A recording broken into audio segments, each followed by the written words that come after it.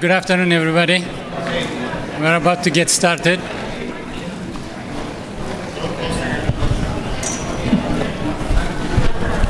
Thanks for coming for the lunchtime keynote session. Our lunchtime keynote session is sponsored by Deloitte. The Deloitte team is here. Deloitte, please stand up to be recognized.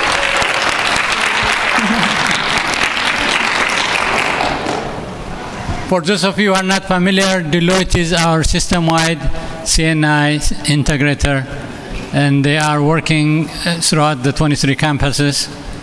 And it's a great pleasure to have them here this year, support us again, which they did last year. So our lunchtime keynote speaker is Tamara Askew. Tamara Askew is the principal owner of Deloitte LLC. As a dynamic leader with proven track record of success overseeing large, complex, and transformational programs, Tamara is passionate about using emerging technologies to revolutionize customer experience. Please join me in giving Tamara a warm Titan welcome. Thank you, Ron. Appreciate it. All right, so hi everyone. As Rahanu mentioned, I'm Tamara Askew. Very happy to be here with you today. Can everybody hear me? Did we get the mics? Yes, first try, we got the mics, we're going good. Okay, so just a little bit about me. I have been interested in technology for a long time. My background is in computer science and math. And at Deloitte, I've had a number of different journeys that have kind of led me into different roles. But my focus area has always been the intersection of user experience, beautiful, intuitive user experiences, solving business problems, and using technology to do that. And so when AI came out, it was like my dream come true, because these are exactly the types of technologies that can do that in such a beautiful and amazing way to enable the human experience, which is so important. So my role at the firm, I'm the national leader for AI in higher education at Deloitte, and I took that role because I believe that higher education is poised for change. I believe that we are the foundation blocks for this change. We're going to define what the future of higher education is.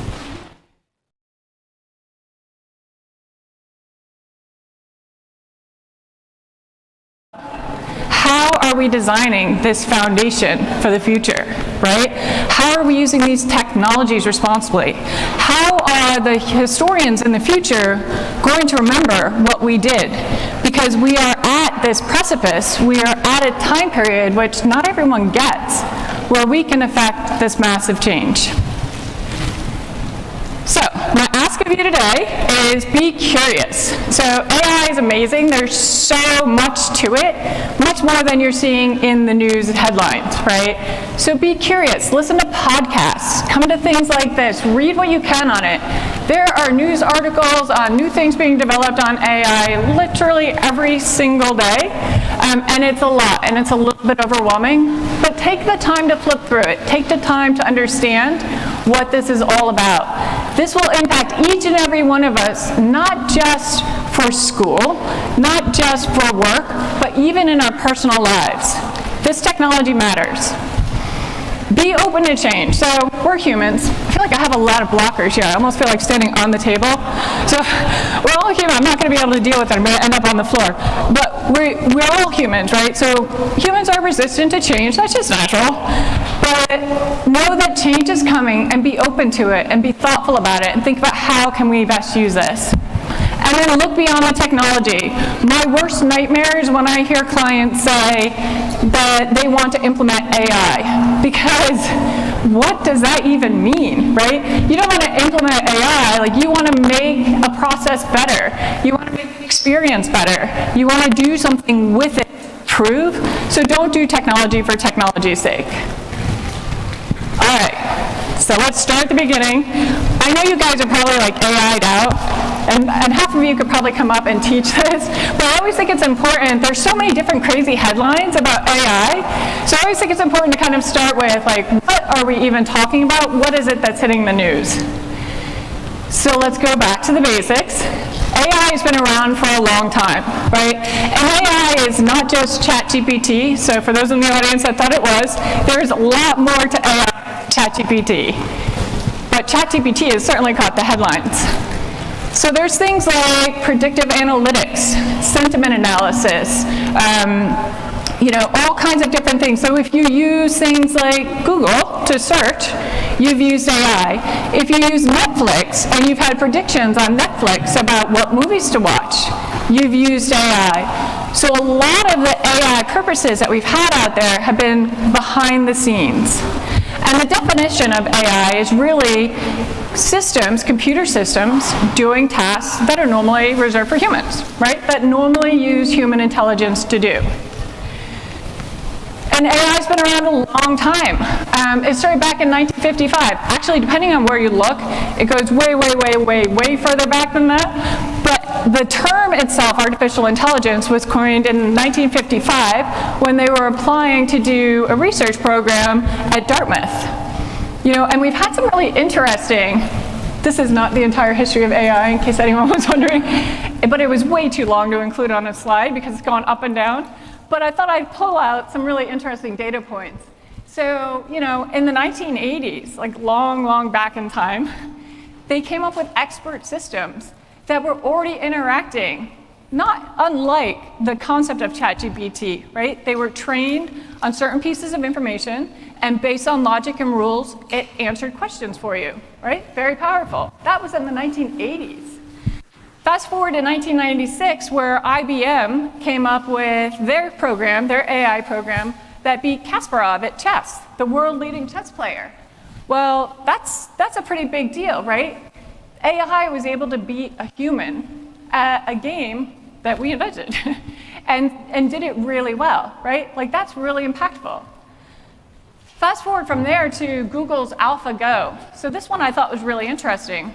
So this one in 2017 beat the world's leading player at the game of Go.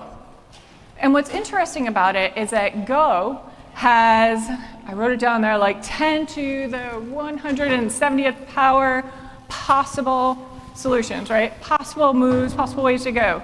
Like, that's a massive number. I considered putting like just the zeros on the slide, and that would have been ridiculous. So I just went with an exponent. But like, think about that. That is massive.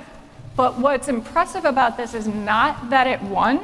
It's that it won not using the methodology, the strategy that humans use, right? It came up with its own strategy for how to beat this game, which is pretty incredible if you think about it. And now we've seen a shift, humans saying, oh, that's actually a really good strategy to win that game, right? And so we're changing how we're playing based on what it did. So just, think about that for a minute. It's pretty impactful. So it's been around a long time, but maybe somebody in the audience has heard of ChatGPT. So last year, November 2022, ChatGPT hit the market from OpenAI. And this lit a fire under everybody, because now all of a sudden you had something that was AI-driven that wasn't just for data scientists. It wasn't just for mathematicians or computer scientists. This was something that everybody could interact with. Nobody needed training for ChatGPT. You sit down, you start typing, you get amazing answers, right? And all of a sudden, it was like, poof, big light bulb moment for everybody, because they realized, like, wow, these things are powerful. This is amazing what we can do here. There's so many different use cases for this technology. And I love this Times headline of the brilliance and weirdness of ChatGPT, right? It kind of sums it all up, where it says, inspiring awe, fear, stunts, and attempts to circumvent the guardrails. So very true, and so very true today. That was from back in December of 2022. So this really changed the game. It really kind of showed people the art of what's possible and made it so that everybody can use this. So, I don't know, maybe somebody has seen it in the headlines here or there, something about AI over the last year. I swear every time I open up and look at any type of news, any type of newsletter, there's like 500 different things. I'm like, oh my goodness, how am I going to keep on top of all of this? There's so much happening in this space, right? So why is this a media darling? Why has this really captured the imagination? So let's talk about what it is. So generative AI, right, which is what we're focused on today, is the ability for AI to create something that didn't exist before. It's creating content. It's creating something that is brand new. It's unique. It didn't exist before. So it's not going out to Google and pulling in information and aggregating that information for you. It's actually generating something that new. And so that's really amazing because you can do that in text. You can have a conversation with it. You can do that in images, right? Create net new images. You could create videos from just a line of text, right? They've even gotten to the point now with vision where it can look at a process flow diagram and write the code for you and have a working program just from a diagram that you've done on a napkin, right? Where was that when I was in computer science? Like, it's amazing the power of these technologies. And so how does it work? It uses these foundational models. And you guys have all heard, you know, OpenAI's foundational model, Meta's Llama 2, GPT-4, all of these various models that are out there. And there are more and more coming every day. These models are massive, right? It's billions of pieces of information, and it's been trained on the internet up to 2021. And so because it had that massive repository of data to learn from, it's able to converse, it's able to do things, it's able to code in Python and other languages, things that we never thought would be possible, right? But if you wanted a good encyclopedia to learn from, I mean, what better than the internet? You got every picture you can think of, every way of conversing, every language, every programming language, right? The amount of information is staggering. And it costs hundreds of millions of dollars to create these models, right? And huge amounts of processing power. And so the people creating the models, the companies creating the models are these big tech companies that are, you know, that have the power, that have the bandwidth to be able to create these. And we're able to interact with them. So why now? Part of it is because this has sparked the imagination, right? So people are excited about it and what they can do. Part of it is because cloud computing, right? Imagine that, an entire infrastructure that's out there that's readily available to use for this type of processing. Most people don't have that in their homes, right? And part of it is just because of the advances in the technology. So this is going to continue to grow. If there's anyone in here that thinks it will go away, right? It's the genie's out of the bottle. We can't put it back. It's too late, right? As soon as they released ChatGPT, that was over. And so, you know, it's really important to continue to learn about these things. So let's go to, what does it do? So I mentioned text, right? You can converse with it like it's a friend. It also creates audio. So I don't know, has anybody heard of Fake Drake? Yeah? Fake Drake is actually making somehow a career in nightclubs, going out there on music using Drake's voice because he licensed Drake's voice in order to do this, right? So you can create different things with audio. You can train it on your own voice and have it speak back to you in your own voice. You can train it on your image, and it'll show up as an avatar that looks like you, right? So there's all kinds of different things that you can do with that. And then 3D is really interesting because that opens up the world around the metaverse, right? And this virtual reality type of concept. So I thought the best way to do this would be to start with some examples. So the first one is explain generative AI to me like I was a child. I have to admit, I kind of really liked how it came back with this. So it says, oh, a magical coloring book, and imagine that you want it to create a dog, but you don't know what it's going to do, and so it creates a picture of a dog, and then you say you want another picture of a dog to color, and it creates another dog. You don't know what kind of dog it's going to create. You only know that it's going to create a dog, and it's going to be different than the first dog that you got, right? So it just, each time you interact with it, it'll come up with different things.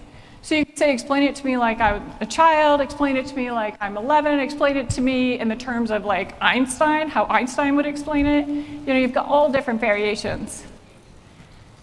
So here's an example of an image. I should warn you, I like dogs, in case this was not apparent.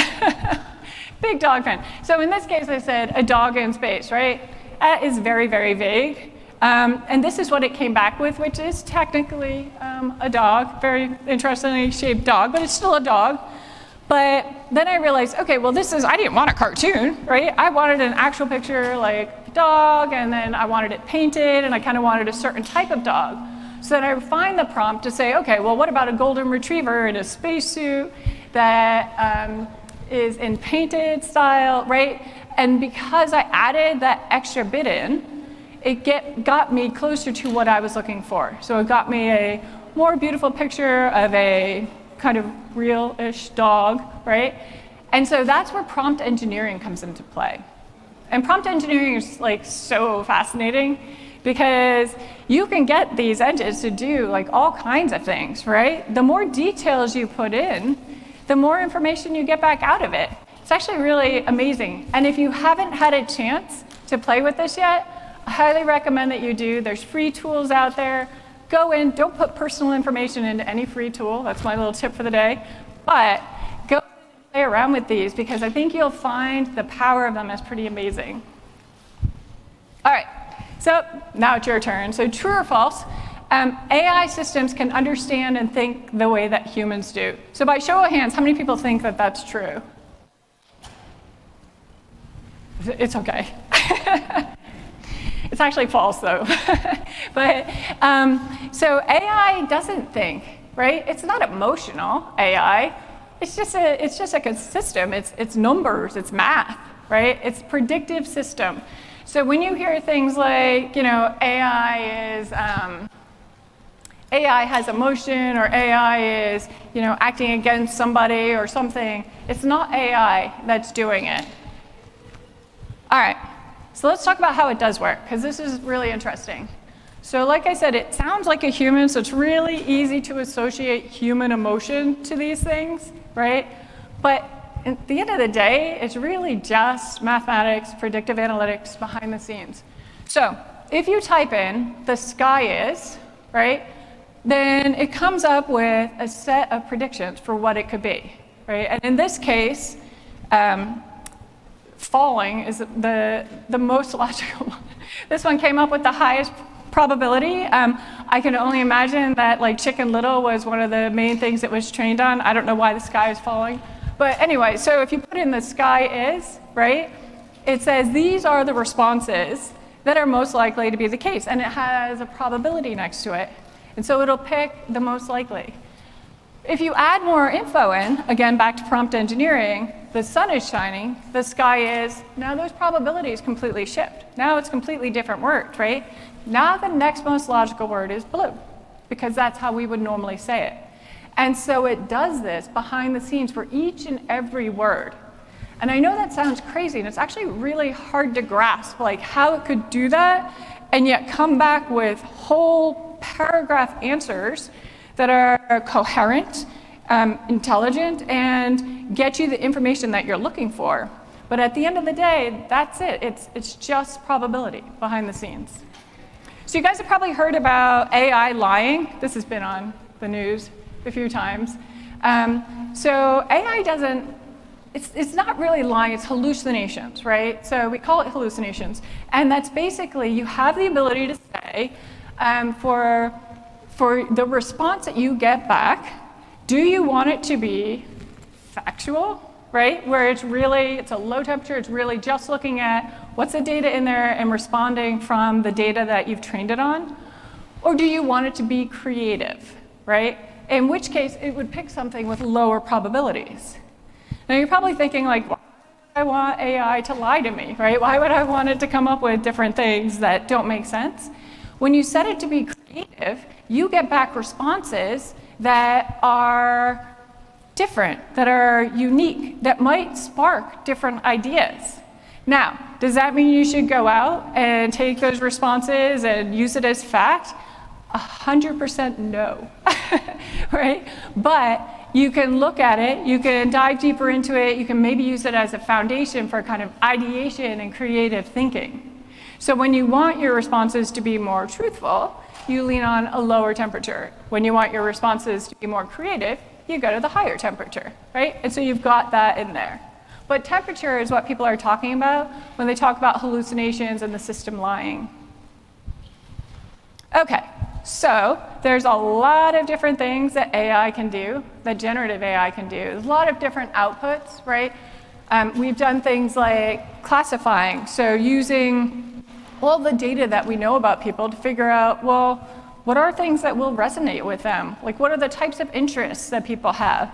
You can imagine something like that if you train it on a student population to say, okay, like, let's take a look at the student population and see what are the different interests and groups that people have. Is that we can take these groups and bring them together, right? And bring together more human interactions.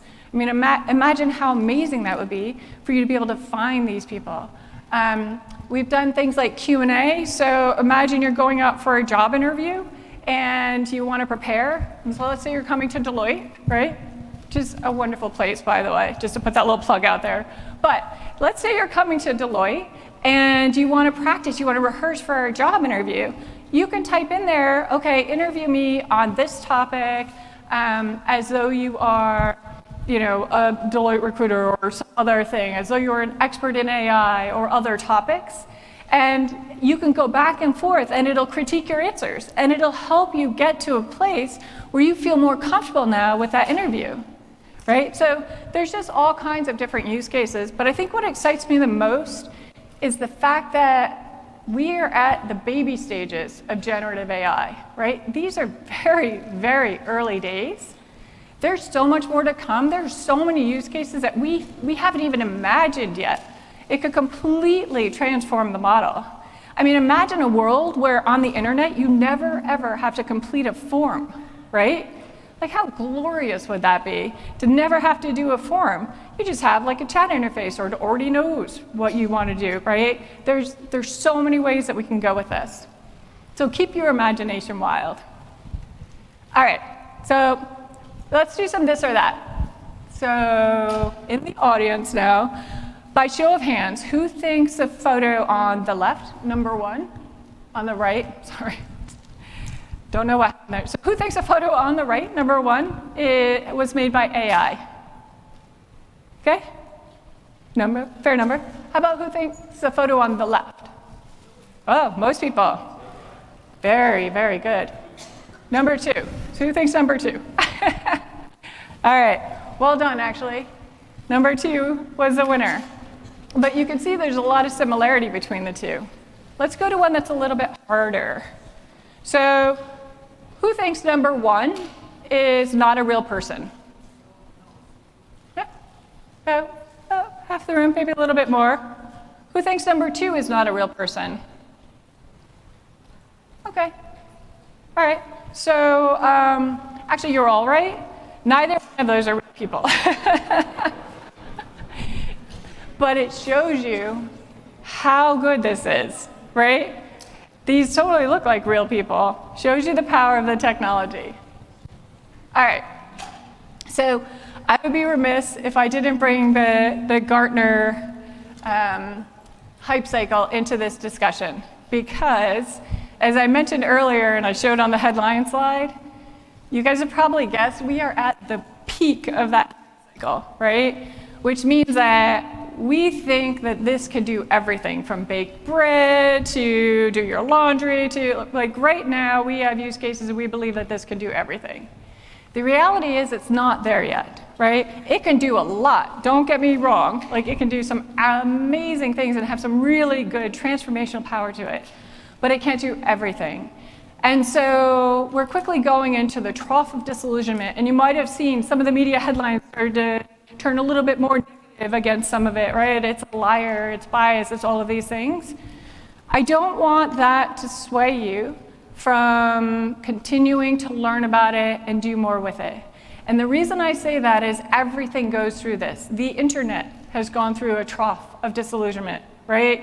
And I don't know, I feel like that's kind of taken off. So there is a lot of power here, and once we reach that trough, that's when we find the real use cases. That's when we find the things that are going to be really transformational and make a difference to us as humans with this technology. All right, so talk about some quick use cases. We covered a little bit of this. So document generation. Imagine never having to start a presentation with a blank screen, right? You need your creativity to come up with what's the prompt to get it to come back with something that is relevant to what you're trying to do. But you don't have to start with a blank. You can get something back from it and then work with that thing. It's so much easier to do a presentation, to do a report, or do other things if you don't have a blank piece of paper. Now, that being said, don't take it as the end-all be-all. It is not. It's what it comes back with is good, right? It's like C-level good, and not even C-level in all cases, but take it as a way of like iterating on it, right? Evolving it, figuring out, okay, like where can I go from here? What kind of ideas can I insert in this? Don't ever lose that kind of creative ingenuity that we as humans brings to the table. But document generation is big, case management. So imagine as a student, you have the ability to understand how to get from day one arrival to graduation, right? And as you pivot, because a lot of people change direction midway through, as you pivot, have this tool understand you, understand the classes that you've gone through, understand your interests, and help guide you to the right classes so that you can get to graduation in the most streamlined fashion, but also in a way that makes the most impact for the career that you've chosen, right? Imagine having that kind of assistant with you throughout your entire journey. Knowledge management, this is something for anyone. As soon as you hit like the corporation, you'll appreciate this. You probably appreciate it at the university too. Like we must have 480 million documents in our knowledge repository, right? Not all of them are updated, not all of them make sense, and it's very difficult to find that piece of information that you really need. And a great example of that is when you do a Google search. When I do a Google search, I get like thousands of things back, right? Well, how do I know if number 1 is what I need or if number 1,000 is what I need unless I go through each of these? So with generative AI, we have the ability to take a look at content behind the scenes, to aggregate it for you, to bring back answers to your questions, but not just answers, but also the citations and a direct link to the exact policy that you need, right? And the verbiage of that policy, so that you're not going through document after document, paragraph after paragraph, trying to figure that out. Very powerful. Back office functions, so being able to automate things that humans have been doing that are repetitive. So, you know, I have an example of a client that uses PDFs and they type in the things that come in. They have 250 people assigned to type in information off of a PDF.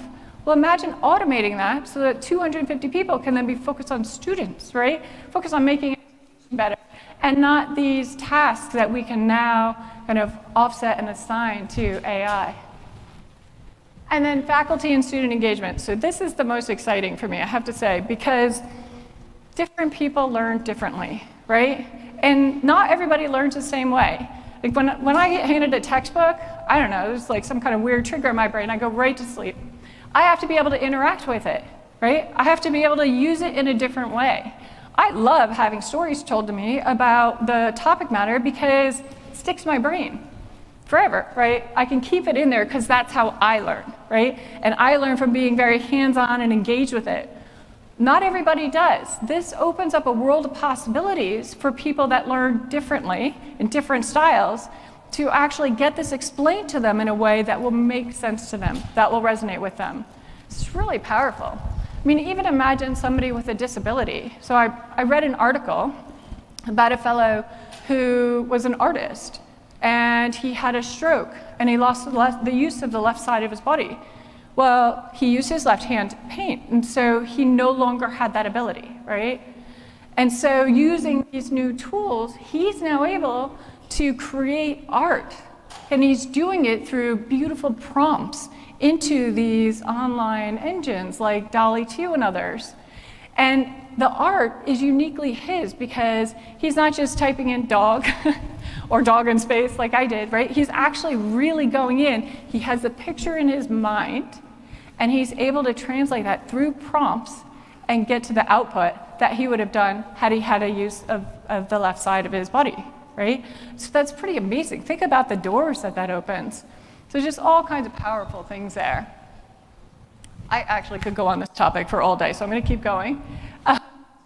So let's talk about risks and limitations. Again, I would be remiss to do a presentation like this without touching on the risks and limitations. So, and of course, I'm going to drag you all into it. So let's start with true or false. So how many people think large language models are liars? Okay, good. That means you guys were all paying attention in the first half. That's excellent. Oh, we got one. We got one.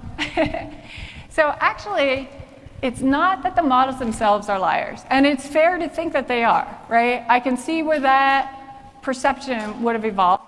It's not that the models themselves are liars. You can get the models to come up with and stick to just fact-based things that you enter in. But you have to set it properly, right? You have to be cognizant of what you're entering in, how you're training it, and what the temperature is set to. The models themselves, they don't think. They can't lie, but they sure can get creative, right? And they sure can come up with things that you might not have expected. So who thinks AI is biased? Yeah, that's fair. That's fair. Anybody watching, anybody reading the media would think AI is biased, right? But here's the thing, AI isn't biased. AI as a technology is not biased. AI is fed by all of the content that we as humans put in there.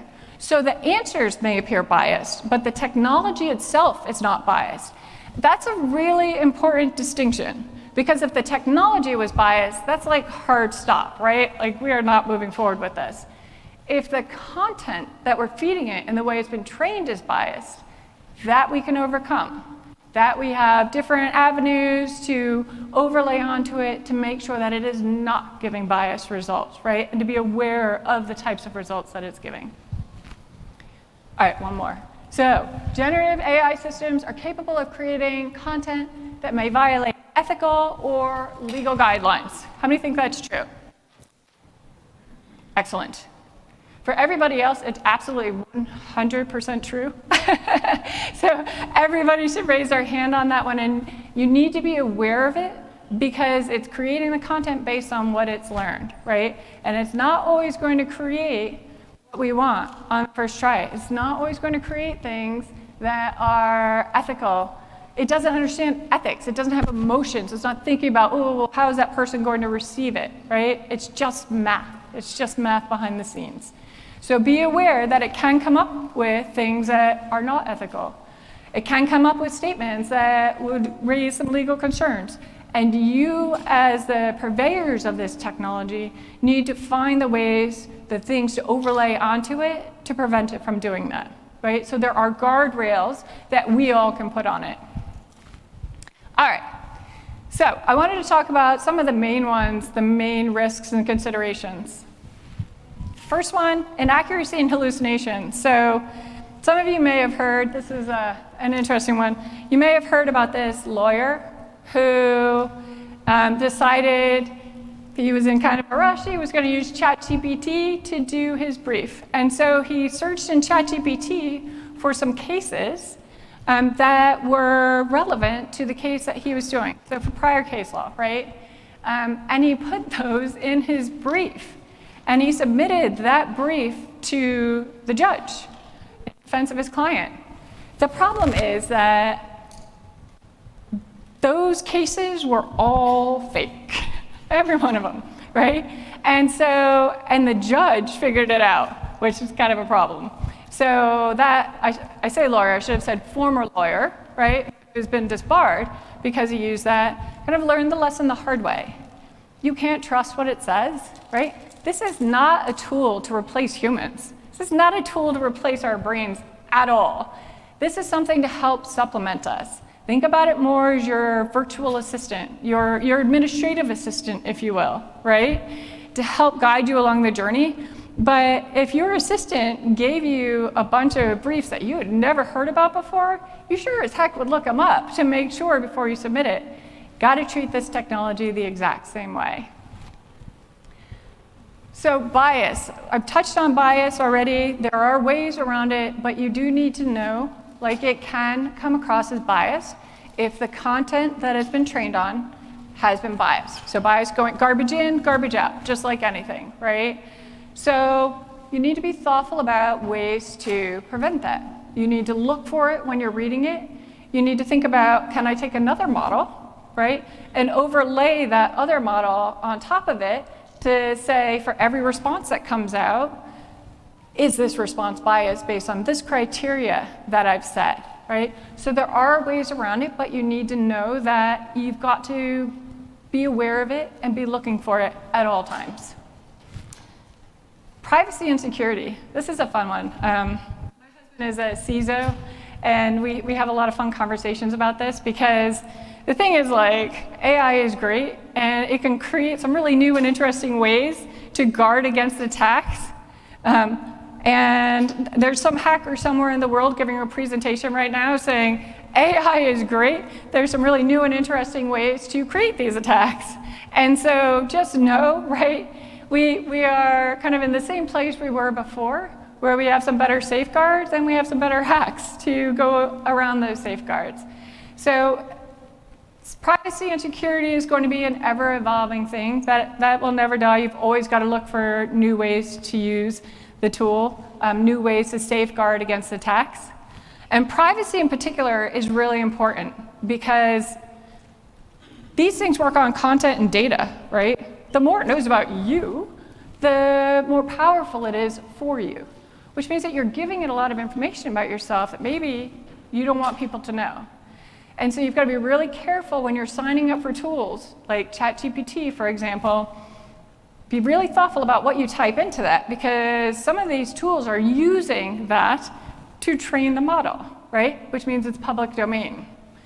And so as you go through and you try out these new tools, read the terms and conditions, know the boundaries, be very thoughtful about what type of information you put in.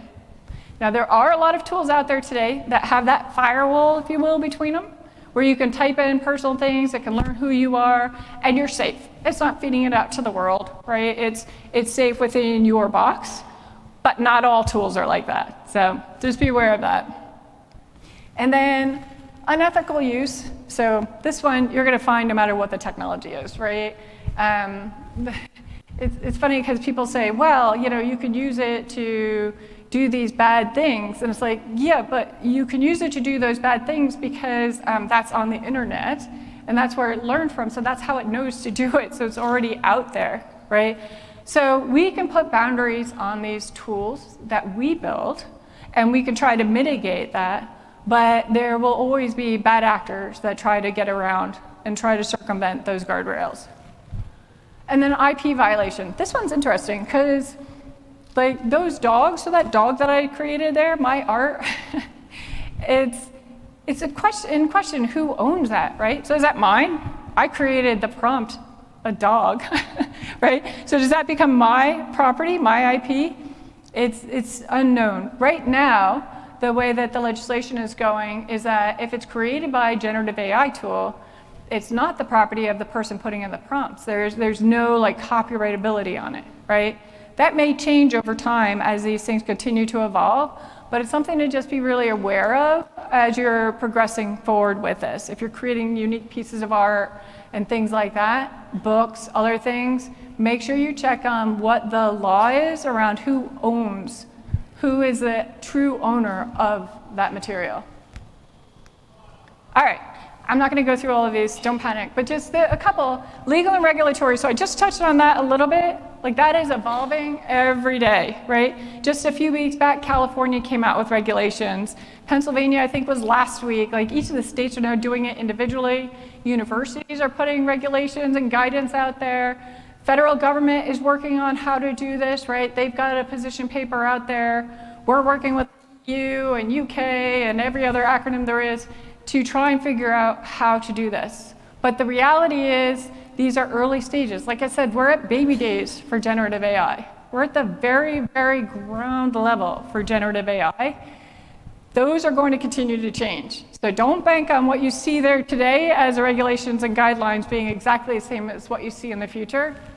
Stay on top of how the legislation changes because it will impact how you can use these technologies. Another quick one, transparency and explainability. So how many people believe that you can, everything AI comes up with, there's an explanation for how it came up with that? Anybody? Yeah, it's actually not the case anymore. It used to be. It used to be we could like track exactly how it did it. Now it's able to do things that we don't understand. We can't comprehend. That's important because for certain purposes, that's great. If you want to have it ideate on things, you don't care how it gets that result, and you're just using it to get new ideas, that's wonderful. But if you're using it to make decisions, right? If you're using it to say, oh, I think that this group of people would be interested in X, or to target different groups, then you need to understand how it came to that conclusion. It needs to be explainable. So for every prompt you give it to come up with some information, make sure in that prompt you say not only what you're asking for, how did you come to that conclusion, and have it explain it back. Very, very important, because you don't want to rely on it making the types of decisions that you think are ethical, because it may not. It doesn't understand ethics, right? So explainability, you'll see a lot more as this continues to evolve. And we've talked about a lot of these. Over-reliance on AI, just don't ever forget you're a human, right? Don't ever forget the human experience. Understand that this technology is here to serve us. So what we do with it, we need to make sure is making the human experience better. It's enhancing our experience in some way. All right, we've got a whole framework around this. I will not torture you with all of it, but just our framework is about asking questions in each of these different areas, right? Are you putting the right security guardrails on there? Are you able to explain it? Have you thought about privacy? Have you updated privacy policies? Is it fair and impartial, or is it giving biased information? Like all of these different components that you can think through as you're thinking about this. And again, this seems like a lot, right? And you're probably like, why in the heck is she telling me all of this? I'm telling you because, again, we are at this precipice of change, and we're setting the stage for the future. And that's so important. So the decisions that we make, right, if we're not thinking about the human element and we're not accounting for these safeguards, we're setting up the future generations to have a very hard time with this, right? To not be able to backtrack on these things. So this whole trustworthy framework is really important.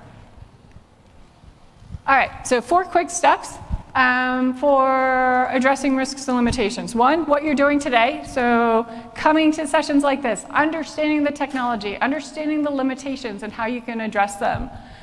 2, continuously evaluate the changing regulatory environment. So I mentioned that the legislation is changing, stay on top of it, super important, it will impact you.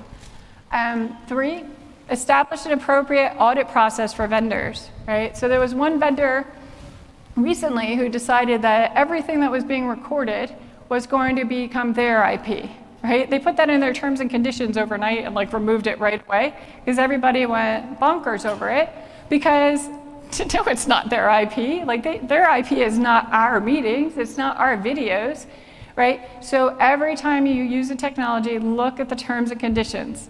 It's torturous, maybe feed it into ChatGPT to get a summary, but also try and read the highlights of it. It's very, very important.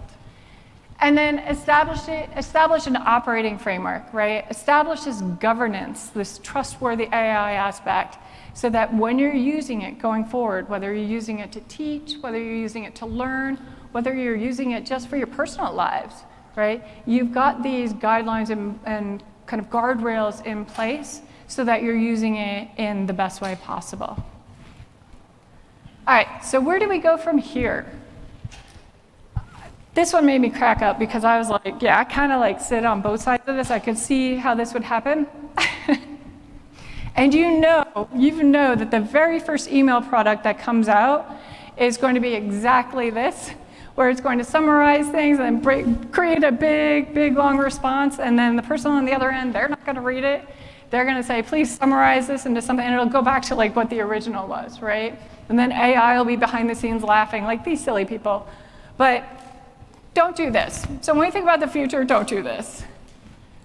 But do be curious, do be open to the change, and do look beyond the technology. This is our opportunity to have a monumental impact on future generations.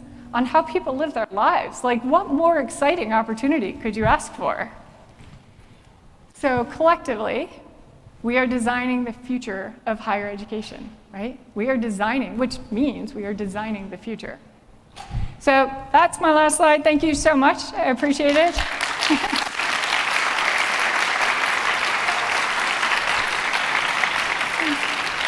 And I'm happy to, I think we have mics rolling around somewhere, but.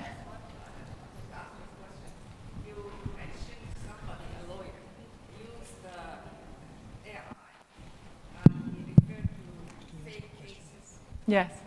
Did he use one of the commonly used AI packages?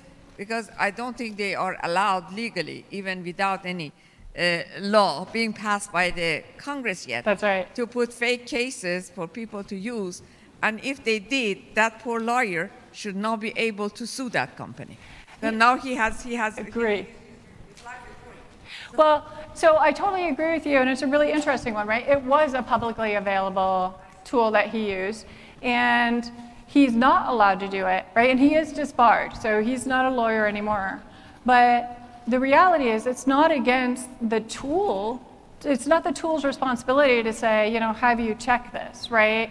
It's the lawyer's responsibility. It's each and every one of our responsibilities to go in and say, okay, here's the response it gave back. Sounds very legitimate, and it will. Like the hallucinations that AI comes up with are amazing. They sound like so legit, and they're so not legit. So even if it sounds like 100% spot on, like, yeah, there's no way that's fake, still do the research, still look, because yeah, it definitely could be. So it was his responsibility to go in and validate that, and he didn't.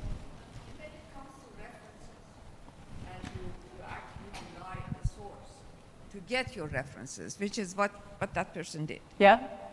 If you want to go through checking, let's say you have 100 references, and you're relying on a source, a public source, Yep. for those references with links and DOI, etc., and then they are all fake.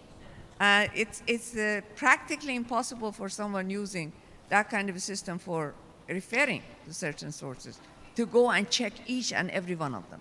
I'm not saying that a lawyer should not have checked it, because obviously he's not using 100 cases, he's Right. using several cases.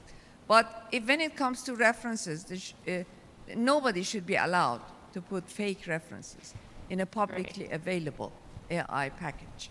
So, Otherwise, everybody's going to... So to be clear, though, the responses are not in the package. So AI, so generative AI, ChatGPT and others, when it comes up with something, Right. that content doesn't exist. It's not pulling it from a search. It's creating it net new I on the understand. fly. So they didn't have that in the package. And I agree, like, you wouldn't want to have to go through and check 100 different references. When they put references, that's a different Yeah. criteria. You cannot be expected practically when you use this kind of a package to see some sources, references, to check each and every one of them. Oh yeah, that's Otherwise, fair. they are useless in practice. But then remember too, before that, your other option is to go through 1,000 links, right? So if it provides references back, and it's usually not in the thousands or hundreds, but if it provides references back, it not only gives you the reference, but it'll give you the document and exactly where in the document it found the material so that you can quickly validate. You could also write another model that sits on top of it to narrow it down to say, okay, go through these links, and if these links don't align with what I'm looking for, take them off the list, right? And the other thing too is we're creating models, specialized models, smaller models that are geared towards exactly like what he's doing, that are going to be trained on the whole legal library, right? Or trained on the whole accounting library or these types of things so that, and their temperature will be set very low so that they don't hallucinate. And so you're able to use models like that in order to do that. I would never use ChatGPT if I was a lawyer to do my research for me, right? Might be an accelerator, but I certainly wouldn't trust what it came out with. That's not what it was designed for. But whether you use it or not, it may come up with cases that do not relate to your case. You go and read it, and you find out, okay, this is not relevant. Yeah. But it doesn't come up with a fake case. No, that's not true. It does come up with fake cases. It can actually create something. It doesn't come up with a fake case with all the references to, let's say, certain federal courts, etc. It cannot do that. It does. It actually does. So it will come up with responses that, yes, ChatGPT lies just like the rest of it. Its temperature is not set to the lowest setting. It's built on the internet. It will come up with things that sound perfectly legit, and it could have a citation, but like you click on the citation and it's a dead link. It's not real. It was just made up. It will absolutely come up with those types of things. I haven't experienced that. Thank you. I have, so I can say that with absolute certainty. Hi. Yeah, first of all, I want to say thanks for your presentation today. Yeah, I learned a lot of different things. So my question is, what is your opinion on that some days AI will replace software engineer? So, as somebody that's trained in computer science, I would say it's early days before that happens. So here's the thing. I think the people that are getting the most out of AI and software engineering are the ones that have some understanding of how to code, how to formulate and structure the code, right? How it all works. Because when you copy and paste things over, it's not going to work 100%. You need to be able to move things around and tweak it and everything else. And so there's a lot more that goes into it than just like starting from a blank screen and typing in all the different classes and figuring out how it all works.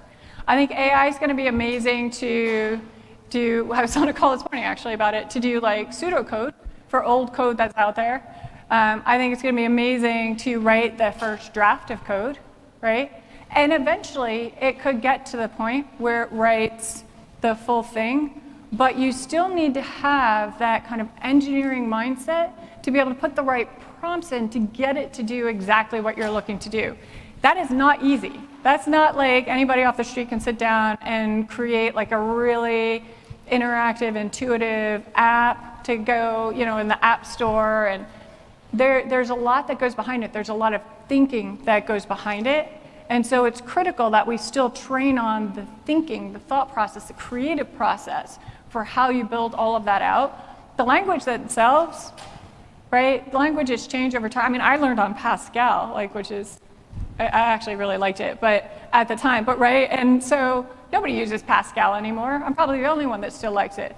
But I've been able to transfer because I've been able to transfer that to Java, to C++, right? And been able to evolve it now where I can code in Python because I learned the fundamentals of what it all means. I learned about the algorithms. I learned about how you structure these things. So I don't think I think it's just going to change from starting with a blank page to starting with something that has been put out there based on inputs that you've given it.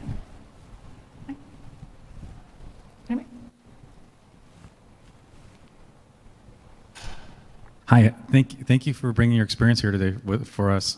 When I heard that question over there, it made me think of something else. I'm like, what? So you were saying it could generate false results or like false sources? Is that right? So ChatGPT or others, anything that's got the temperature kind of not set all the way down, yeah, it could come up with, it'll come up with like really. Why does it do that? and how do you figure it out that it's doing it so then you know what I mean? Yeah, that's a great question. So why does it do that? We've actually created it to do that, right? And the reason is that you want it to, one, you have use cases where you want exact answers and you need the citation. So let's say a question about a policy, right? I don't really want to get creative about my expense policies. I want it to know exactly what I am or am not allowed to do. So there you set the temperature low. But let's say you're using it in an entirely different fashion. So let's say you're trying to come up with an idea to write a novel, right? And you want it to come up with something different, like just a different way of thinking. Then you set the temperature really high to say, okay, do it like Mad Libs, right? Like come up with all kinds of crazy ideas that we can go through and refine and come up with where we want to go with it.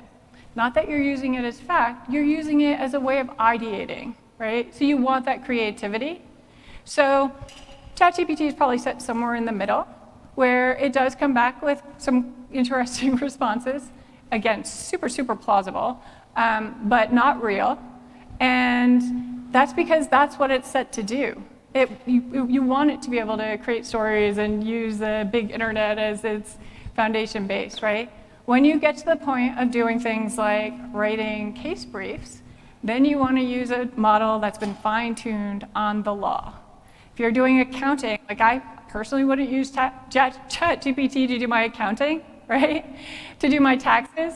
You want something that's been trained on all of the accounting law, and that's what it's been geared to do, and the tuning has been done in such a way that it's coming out with legitimate responses, right? So there's just different use cases for the different tools that are out there. ChatGPT was put out there just to get everybody's input, right? To help it learn faster, to help it figure out what's right and what's wrong, and get all of that input. It was never meant to be like a legal brief writer or things like that. Not to say it can't do that, but check it, validate, verify, right? There's a human in the loop for a reason on all of these tools. You cannot take the human out of the equation, right? Very important to remember. All right, any other questions? Yes, have I run way over? Sean Wei, I'm quite curious. Deloitte probably as one of the largest consulting firms, and I wonder if Deloitte uses any of the AI to, actually, first probably if Deloitte even use AI in your business, and then if you guys build any models or testing any models for your business. Yes, so unequivocally yes, we are using AI, and we also believe, just like many of the large consulting firms, that this is going to change the world, right? It's changing how businesses are being managed. So we've invested over $1 billion in AI technologies. And what models are we using? For Deloitte, we're using all of them, right? We've actually built a tool, like a library tool, so that we can take each of our applications, each of our AI-driven applications, and align it to different models with just a click of a button. So we can see, okay, if I want to do a search for expense policies, or I want to do policies across the firm, right? I know that Llama 2 is going to be the best model. It will have the most legitimate responses, right? But in other cases, it might be GPT-4 that's the best model, or some of the other smaller models, right? So we're able to actually create models on the fly for our clients that attach to each and every different, or sorry, not models, create applications that attach to each and every different model that's out there. And we just continue to test and build these things. All right? Yes? I like your sweatshirt. Thank you. So you're in consulting, so you're helping clients all the time. Yes. Let's say your client is somebody that's not tech native. Let's say you're working with a food bank, a food pantry. You know, these are people who are not inherently tech savvy, right? But would you still want to take the initiative today to sort of incorporate some kind of generative AI application into their day-to-day workflow? And how would you get them to feel comfortable in doing so if the answer to that is yes? 100% yes. And in fact, I volunteer for Texas Husky Rescue, and I'm working with them and telling them, like, I know you guys are kind of small, but there's so many things that we can do. We can reach such a broader audience, right? 100% yes, I would. Because what AI does is it amplifies our voice, right? It helps us do things faster, smarter, more efficiently. And that's exactly what a charitable organization, smaller companies, that's exactly what they need. And like, how do I get them comfortable? It's showing them the power of the tool. It's doing presentations like this, where it's like, look, for sure there are some limitations. I'm not saying like, put this on the loose and just let it do everything, right? But showing them how using these tools for just the everyday things that they're doing can make it so much better, right? Can help them focus in different areas, whether it's getting more grants or helping more people or doing, you know, other types of roles that have an impact, and then automating and using AI for some of the things that are more redundant.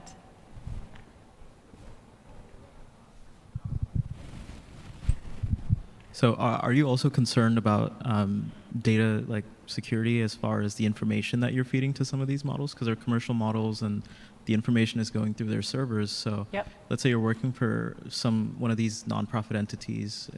Are you concerned about sort of anonymizing that data prior to running it through, or how are you dealing with that today? Yeah, for sure, 100%. I did mention I was married to a Caesar, right? Like I get security hammered in my head all the time.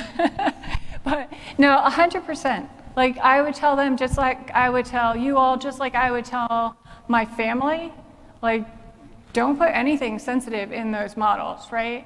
If you want to do something where, you need to have something where it can know who you are as an organization, then let's stand up an application that's got that firewall between it, right? Use something like Llama 2 where you're connecting to it, but none of your information is getting fed into it. The only reason the model is there is to formulate sentences in a way that humans understand, but the training data and all of the responses come from what you've put into it. None of that goes over to the other side.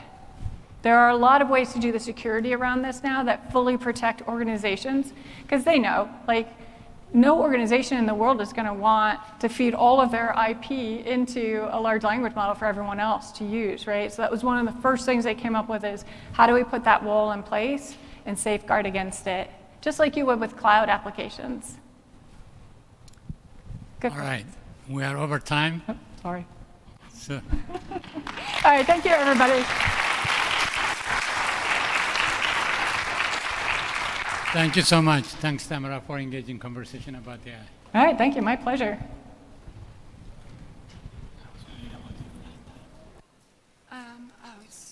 I think my car's picking me up at like 1:15 somewhere in there, so I'm okay. Yeah, oh, thank you. These are great questions. Yes.